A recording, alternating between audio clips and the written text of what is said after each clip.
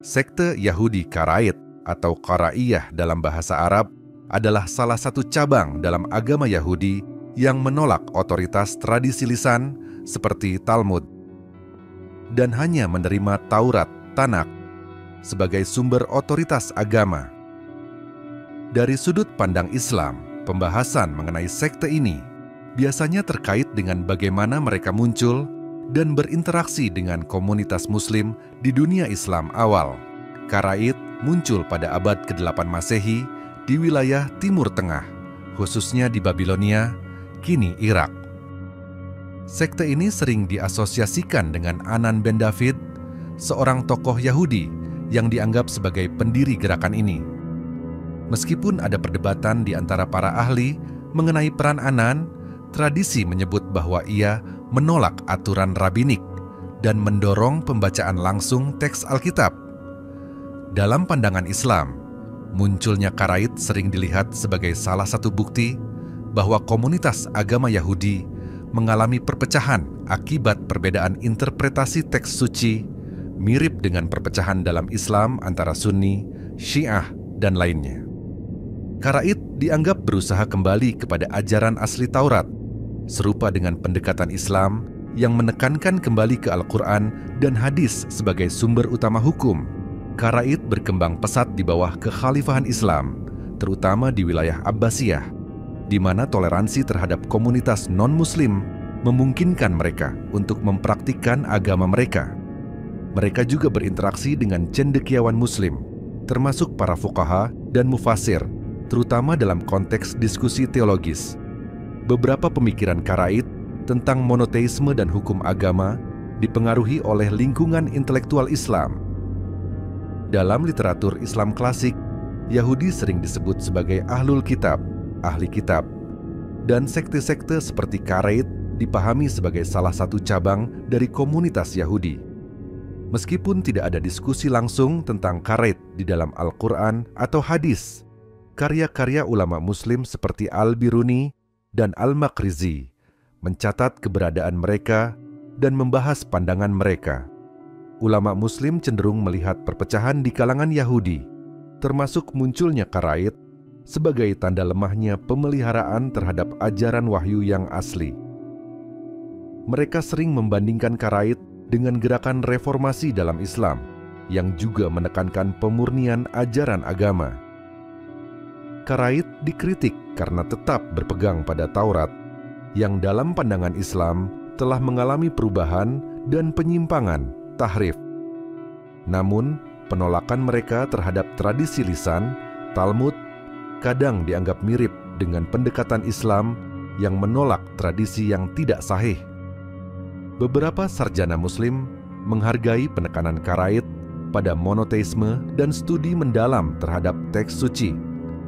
Karaid tetap menjadi komunitas kecil di dunia Islam, dengan pusat-pusat populasi mereka yang signifikan di Mesir, terutama di Fustat, sekarang Kairo Lama.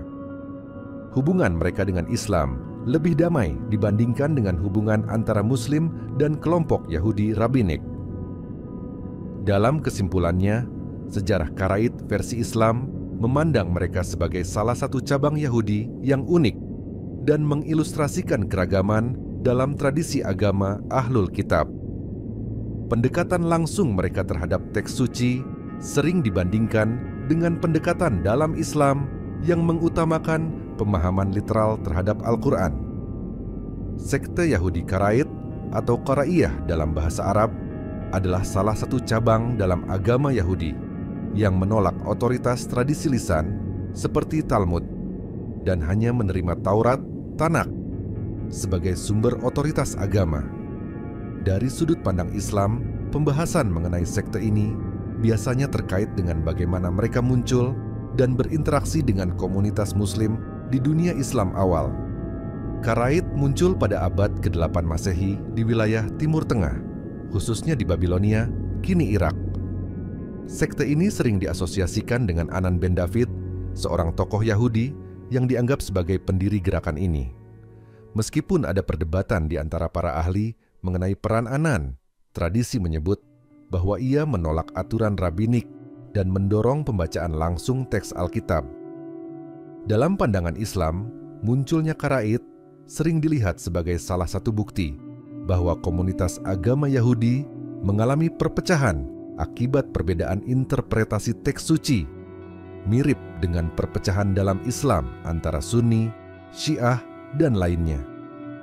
Karaid dianggap berusaha kembali kepada ajaran asli Taurat, serupa dengan pendekatan Islam yang menekankan kembali ke Al-Quran dan hadis sebagai sumber utama hukum. Karaid berkembang pesat di bawah kekhalifahan Islam, terutama di wilayah Abbasiyah, di mana toleransi terhadap komunitas non-Muslim memungkinkan mereka untuk mempraktikkan agama mereka. Mereka juga berinteraksi dengan cendekiawan Muslim, termasuk para fuqaha dan mufasir, terutama dalam konteks diskusi teologis. Beberapa pemikiran karaid tentang monoteisme dan hukum agama dipengaruhi oleh lingkungan intelektual Islam. Dalam literatur Islam klasik, Yahudi sering disebut sebagai ahlul kitab, ahli kitab, dan sekte-sekte seperti karaid dipahami sebagai salah satu cabang dari komunitas Yahudi. Meskipun tidak ada diskusi langsung tentang karaid di dalam Al-Quran atau hadis, karya-karya ulama Muslim seperti Al-Biruni dan Al-Maqrizi mencatat keberadaan mereka dan membahas pandangan mereka.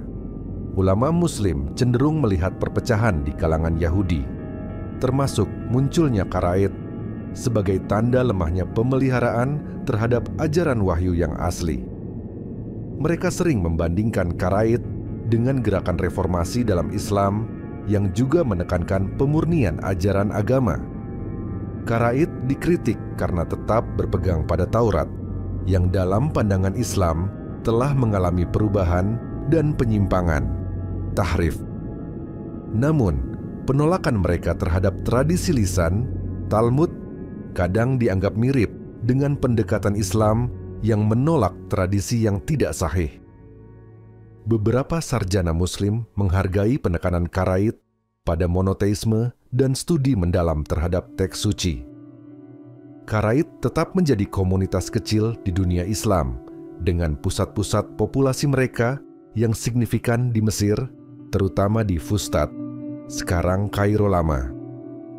Hubungan mereka dengan Islam lebih damai dibandingkan dengan hubungan antara Muslim dan kelompok Yahudi Rabbinik. Dalam kesimpulannya, sejarah karaid versi Islam memandang mereka sebagai salah satu cabang Yahudi yang unik dan mengilustrasikan keragaman dalam tradisi agama Ahlul Kitab. Pendekatan langsung mereka terhadap teks suci sering dibandingkan dengan pendekatan dalam Islam yang mengutamakan pemahaman literal terhadap Al-Quran.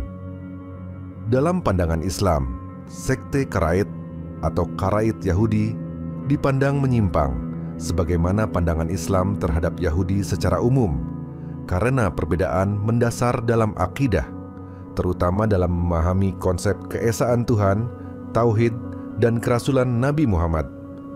Karaid adalah cabang dari agama Yahudi yang menolak otoritas Talmud dan tradisi rabbinik, oral law, serta hanya menerima tanah, Alkitab Ibrani sebagai sumber utama hukum dan ajaran mereka.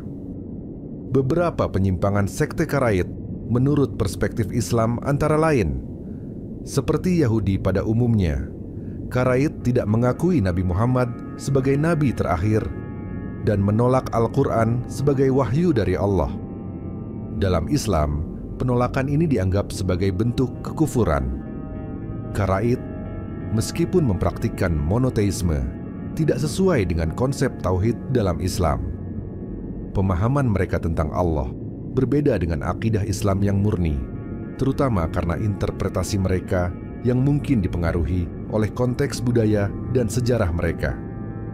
Karaid menolak otoritas tradisi rabbinik, Talmud, tetapi masih memiliki interpretasi hukum yang tidak sejalan dengan syariat Islam.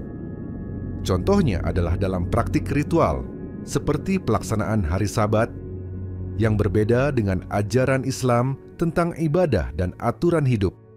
Karaid hanya menerima tanah dan menolak kitab-kitab lain yang dianggap penting dalam tradisi rabbinik. Namun, Dari sudut pandang Islam, kitab-kitab dalam Tanakh telah mengalami distorsi dan penyimpangan, tahrif, sehingga tidak lagi menjadi pedoman kebenaran. Ritual dan hukum-hukum yang diikuti oleh Karaite Yahudi seringkali tidak sesuai dengan ajaran Islam, seperti tata cara penyembahan, hukum makanan, dan aturan sosial. Dalam Islam, jalan kebenaran adalah yang sesuai dengan ajaran Allah, sebagaimana yang disampaikan melalui Nabi Muhammad dan tercantum dalam Al-Quran. Semua penyimpangan dari jalan ini dianggap keliru, termasuk sekte-sekte dalam agama lain. Sementara itu, umat Islam diajarkan untuk berdialog dengan hikmah dan mengajak kepada kebenaran dengan cara yang bijak. Quran Surah An-Nahl ayat 125. Dalam Islam, konsep akhir zaman, eskatologi, lebih banyak dikenal melalui Al-Quran dan hadis, yang menjelaskan berbagai tanda dan peristiwa yang akan terjadi sebelum hari kiamat. Namun, sekte Yahudi tertentu seperti Karaite memiliki pandangan eskatologis yang berbeda dibandingkan dengan tradisi mainstream Yahudi. Rabbinik. Karaite adalah sekte Yahudi yang hanya menerima Tanakh, kitab suci Ibrani, sebagai otoritas agama, menolak Talmud dan ajaran rabbinik lainnya. Berikut adalah analisis konsep akhir zaman Karaite dibandingkan dengan pandangan Islam. Pemahaman akhir zaman didasarkan pada interpretasi literal dari Tanakh, khususnya kitab nabi-nabi seperti Yesaya, Daniel, dan Zakharia. Konsep akhir zaman mengacu pada Al-Quran dan hadis, khususnya tentang tanda-tanda besar seperti munculnya Dajjal, turunnya Nabi Isa, dan Ya'juj Ma'juj. Menantikan kedatangan Masyiah, Mesias, seorang pemimpin manusia yang akan membawa pembebasan bagi bangsa Israel dan membangun kembali bait suci ketiga di Yerusalem. Tidak ada konsep Mesias yang identik dengan Yahudi. Dalam Islam, Nabi Isa akan turun kembali ke bumi untuk melawan Dajjal, menegakkan keadilan, dan menghancurkan penyelewengan dalam agama. Ada keyakinan pada kebangkitan orang mati, Techiyat Hametim, dan hari penghakiman, tetapi tidak ada detail yang mendalam dalam teks mereka seperti dalam Talmud. Hari kebangkitan, Yaumul Ba'ats, dan hari penghakiman, Yaumul Hisab, adalah inti dari akidah. Semua amal akan ditimbang dan manusia akan diadili berdasarkan perbuatannya. Yerusalem dan Bait Suci memiliki peran sentral dalam visi akhir zaman, karena itu adalah tempat ibadah utama dan simbol kedatangan era mesianik. Yerusalem, Baitul Maqdis, dihormati sebagai tempat Isra Mi'raj dan salah satu tempat suci. Tetapi peran utama dalam akhir zaman terjadi di Mekah, Madinah, dan tempat-tempat seperti Dataran Syam. Tidak ada daftar tanda-tanda akhir zaman yang eksplisit seperti dalam Islam. Fokusnya adalah pada pemenuhan nubuat dan kembalinya orang Yahudi ke tanah Israel. Ada tanda-tanda kecil, seperti kemerosotan moral dan ilmu, serta tanda-tanda besar, munculnya Dajjal, Ya'juj Ma'juj, dan matahari terbit dari barat. Secara umum, eskatologi Karaite memiliki kesamaan dengan Yahudi Rabbinik dalam menunggu Mesias dan kebangkitan, tetapi lebih bersifat literal dalam tafsirannya karena tidak mengandalkan tradisi lisan seperti Talmud. Sebaliknya, Islam memiliki konsep akhir zaman yang terperinci dan didasarkan pada wahyu serta tradisi Nabi Muhammad SAW dengan fokus pada keimanan, amal, dan penegakan keadilan global oleh Nabi Isa setelah melawan Dajjal. Dalam Islam, informasi tentang sekte-sekte Yahudi pada masa Romawi kuno, seperti Karaite, tidak dijelaskan secara eksplisit dalam Al-Quran atau hadis. Namun, Islam menyebut secara umum keberadaan berbagai sekte atau kelompok dalam agama Yahudi dan Nasrani yang mengalami penyimpangan dari ajaran Tauhid murni. Al-Quran mengakui bahwa umat Yahudi dan Nasrani memiliki kitab suci asli dari Allah. Tetapi, beberapa kelompok di antara mereka dianggap telah menyimpang. Dalam surah Al-Baqarah 275-79 disebutkan bahwa ada sebagian dari mereka yang mengubah isi kitab Allah, baik secara tulisan maupun makna.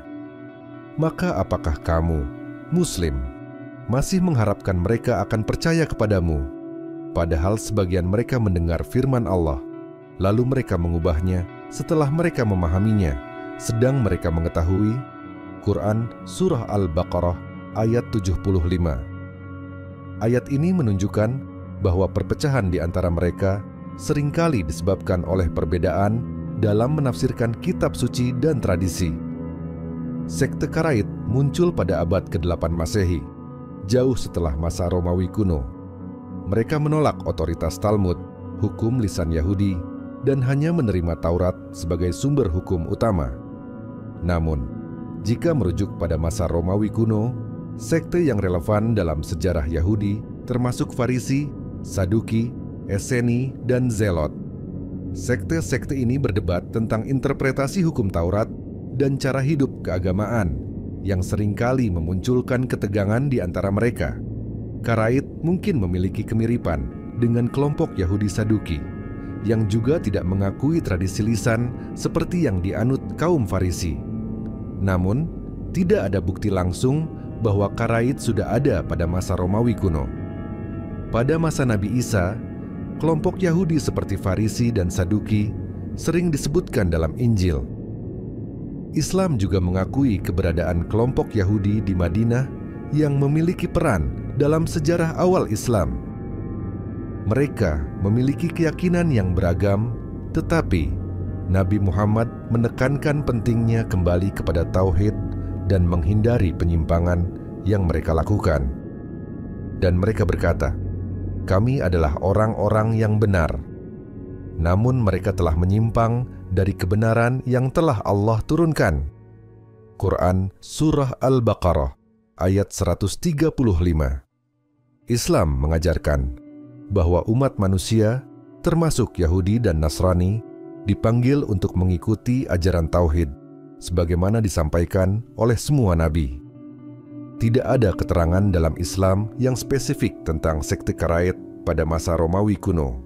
Tetapi ajaran Islam mengakui perpecahan di kalangan umat Yahudi akibat penyimpangan dan interpretasi yang menyimpang dari ajaran Allah.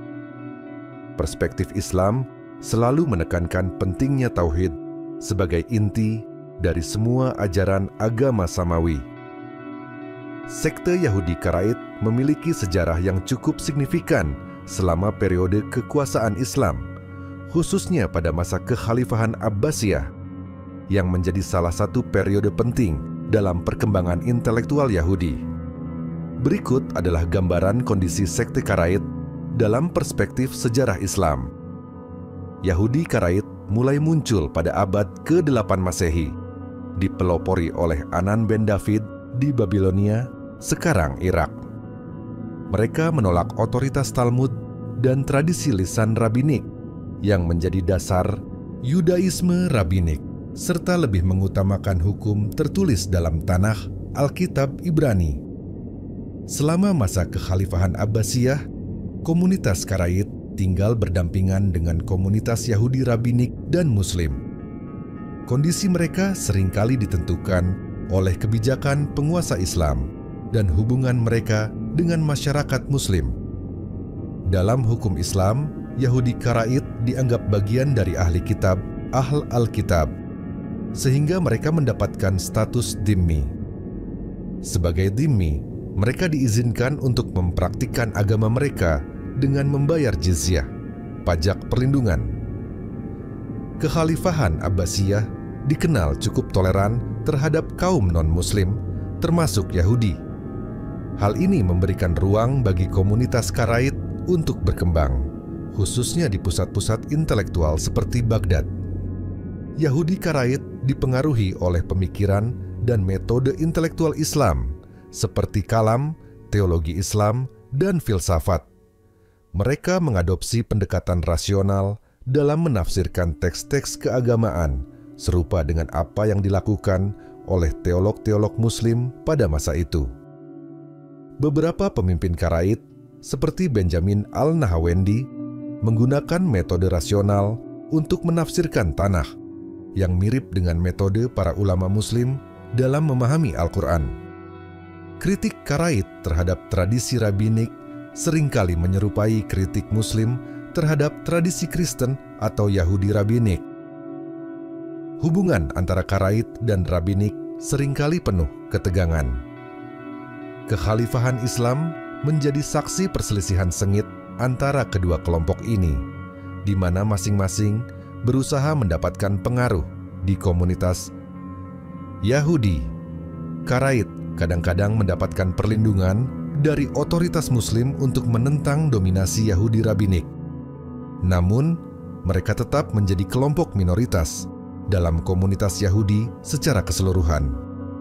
Selama masa Islam, komunitas Karaid aktif dalam berbagai bidang intelektual, termasuk teologi, hukum, dan sastra. Mereka mendirikan pusat-pusat pembelajaran di kota-kota besar, seperti Baghdad, Yerusalem, dan Kairo. Di Yerusalem, komunitas Karaid mendirikan sinagoge dan menjadi bagian dari kehidupan keagamaan dan sosial kota itu. Di Mesir, Karaid mencapai puncak pengaruhnya selama masa dinasti Fatimiyah. Beberapa ajaran dan praktik Karaid menunjukkan pengaruh Islam seperti penekanan pada monoteisme yang murni, menghindari representasi visual, ikonoklasme, yang juga ditekankan dalam Islam, penolakan terhadap tradisi lisan yang mirip dengan fokus Islam pada Al-Quran sebagai sumber hukum utama. Dalam perspektif sejarah Islam, Yahudi Karaid menikmati periode perkembangan intelektual dan budaya yang signifikan.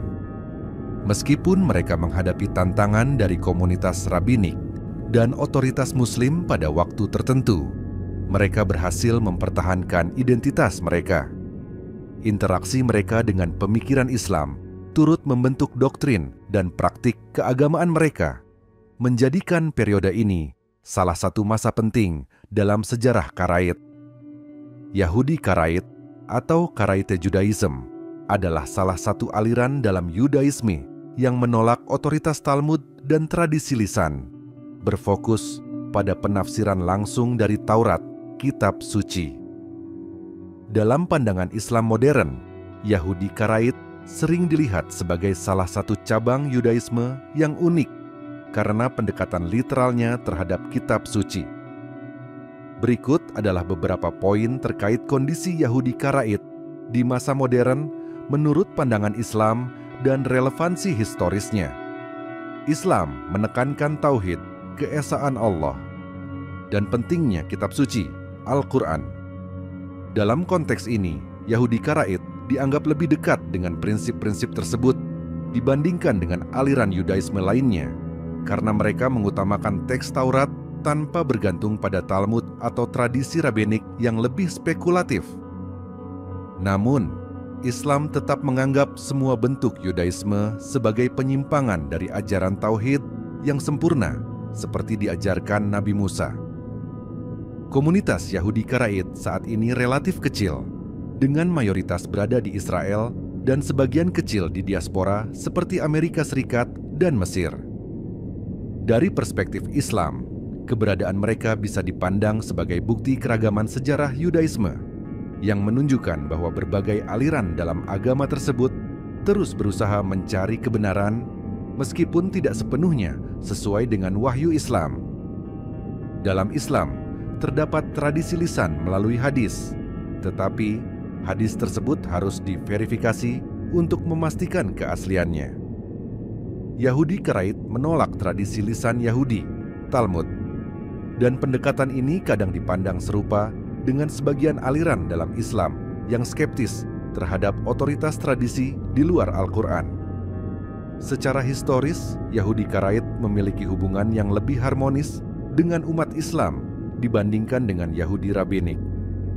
Di masa pemerintahan Islam, komunitas Karaid sering diberi kebebasan beribadah dan diakui sebagai kelompok yang terpisah dari Yahudi mainstream. Di masa modern, Yahudi Karaite memiliki hubungan terbatas dengan dunia Islam karena jumlah mereka yang kecil dan pusat mereka berada di Israel yang memiliki konflik politik dengan sebagian besar negara Muslim.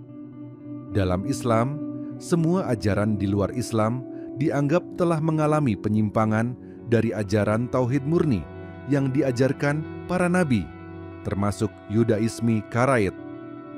Namun, pendekatan mereka yang literal terhadap kitab suci bisa dianggap sebagai bentuk usaha untuk mendekati pesan asli Nabi Musa sebelum penyimpangan terjadi. Kesimpulannya, Yahudi Karaite di masa modern tetap menjadi minoritas kecil dalam komunitas Yahudi global, dan perspektif Islam cenderung menghargai usaha mereka dalam memurnikan ajaran kitab suci, meskipun tetap menganggap Islam sebagai agama yang meluruskan penyimpangan dalam semua agama samawi sebelumnya.